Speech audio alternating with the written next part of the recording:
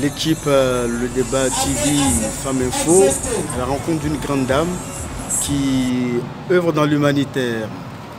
Bonsoir, maman Esther, c'est ça? Oui, maman Esther. Maman Esther. Alors, tout le monde parle de vous. Vous avez la main sur le cœur. Pouvez-vous nous dire un peu qui vous êtes? Je m'appelle Madame Boti Oga Esther. Je suis la fondatrice de l'ONG Femmes handicapées Lève-toi. Je suis basée à Yopougon, à Nanéré. Alors, l'ONG Femmes handicapées Lève-toi, c'est une appellation très forte. Quelle est l'histoire de cette ONG? Elle est née comment? Il y a quelques années en arrière, j'ai fait un accident de la circulation. Et dans cet accident, j'ai perdu ma main gauche.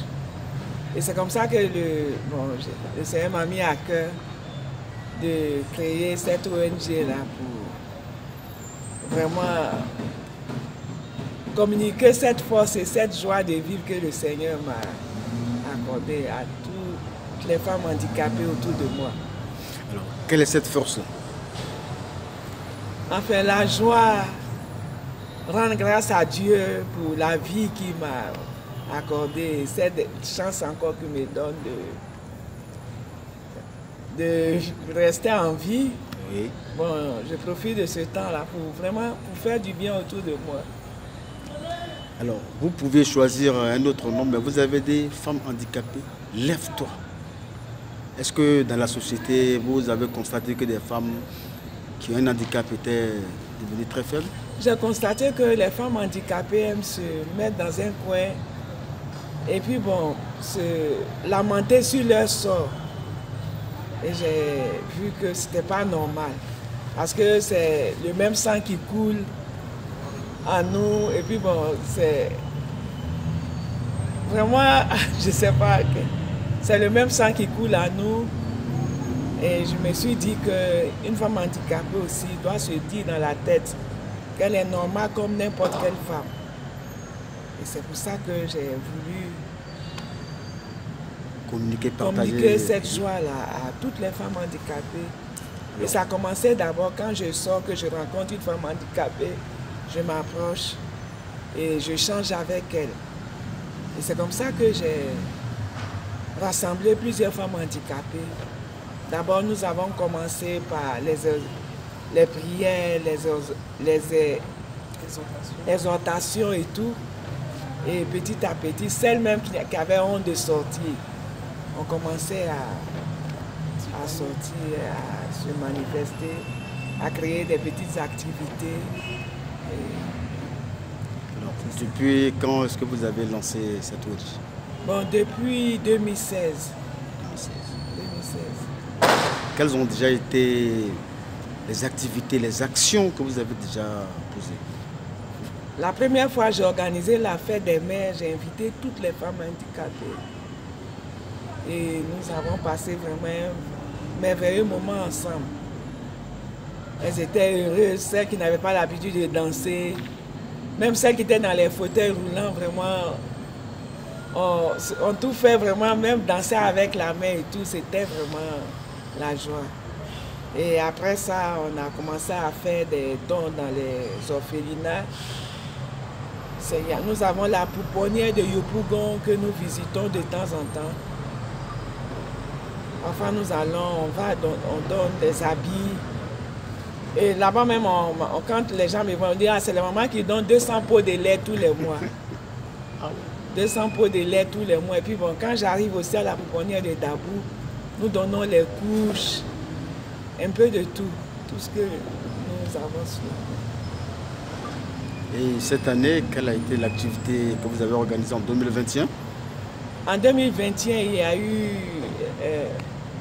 d'abord à la rentrée, nous avons pris les enfants, les orphelins, les enfants handicapés en charge. Nous avons fait les inscriptions d'abord.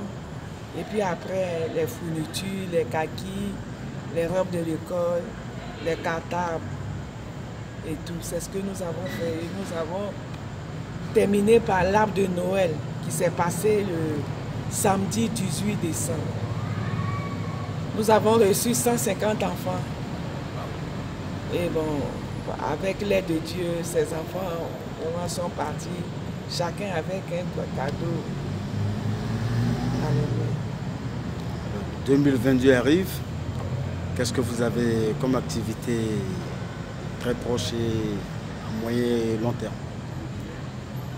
2022, c'est de vraiment amener ces enfants-là à aller loin dans les études. Parce que c'est des enfants qui sont vraiment abandonnés. Ils ont des handicaps et parfois, même étant à la maison, quand il y a des visiteurs, on préfère présenter les enfants qui sont bien portants. Et ceux qui sont handicapés sont dans les coins cachés dans les maisons. Donc je voudrais que chaque parent n'ait pas honte de l'handicap de son enfant. Amener ces enfants-là vraiment à s'épanouir. Les faire visiter l'année prochaine le zoo, aller souvent avec eux quand il y a des manifestations. Partout où les enfants normaux vont, je veux que ces enfants-là aussi viennent avec nous. Et bon. Alors, au niveau des études aussi, vraiment, les amener à aller loin dans la société. Voilà. Vous travaillez beaucoup dans la présidente, on vous appelle aussi Maman Esther. Alors, où est-ce que vous enlevez les fonds pour toutes ces activités-là? Bon, au départ, je vends des petites choses. Malgré l'handicap, je vends un peu de tout et je divise ce que j'ai en deux, une partie pour mes besoins personnels et l'autre partie pour faire du bien à tous ces enfants autour de moi. Et c'est comme ça que certaines personnes m'ont remarqué, qui ont fait que de temps en temps, qu'ils viennent nous apporter des habits pour les enfants, nous aider, nous soutenir un peu pendant la rentrée, vraiment pour l'arbre de Noël. Des personnes de bonne volonté nous visitent pour réjouir le cœur des enfants. Alors, nous sommes à la veille de la nouvelle année. Quel est le message que vous lancez à toutes ces femmes, puisque votre ONG c'est Femmes handicapées, lève-toi. Quel est votre message? Je voulais dire à toutes les femmes handicapées de garder l'espoir et de ne pas dire que c'est la fin pour elles. Que chaque femme handicapée se lève vraiment pour servir même son pays, pour apporter de l'argent autour d'elle. Et vraiment, je voudrais aussi que des personnes de bonne volonté vraiment nous visitent pour que l'année prochaine, on puisse vraiment faire des choses encore plus grandes. Alors, si des personnes de bonne volonté veulent vous visiter, elles pourront demander, mais Maman Esther est où? Je suis à Yopougon, à Nanéré, non loin de la société Caterpillar.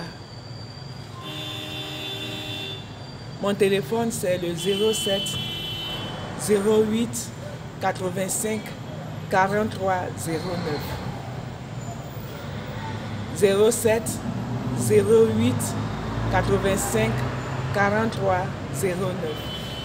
Alors, Maman Esther, pour la Côte d'Ivoire, en 2022, vous avez beaucoup vu, vous avez vécu, vous vivez encore. Quel est le message à tous les Ivoiriens qui vous suivront? Je voudrais que Dieu vraiment visite encore notre pays et qu'il y ait la paix, l'entente dans cette nation et que vraiment on puisse s'aimer comme les enfants d'un seul Père. Et vraiment, je voudrais aussi que les autorités pensent un peu à nous. Parce que cette année, nous avons fait un peu des courriers un peu partout. au niveau même de la première dame et tout, mais nous n'avons pas reçu de retour. Vraiment, j'aimerais qu'en 2022, quand ils verront le courrier de maman Esther, vraiment qu'ils nous viennent en aide pour réjouir le cœur de tous ces orphelins. Les orphelins, les handicapés, toutes sortes d'handicaps. Nous avons vraiment besoin des personnes de bonne volonté vraiment pour nous accompagner dans ce que nous faisons. Voilà donc, maman Esther, vous faites un coucou à vos enfants? J'embrasse tous mes bébés, toutes ces femmes handicapées qui se réjouissent tout le temps avec moi. Et vraiment, je dis merci aussi aux autorités, surtout à la première dame, vraiment de penser à nous en 2022. Que Dieu bénisse la Côte d'Ivoire et toutes les autorités de la nation. Alors, c'était la grande présidente de l'ONG Femmes, lève-toi. Femmes handicapées. Femmes handicapées, lève-toi. Merci, Madame la Présidente. Merci. C'est l'équipe de Le Débat TV.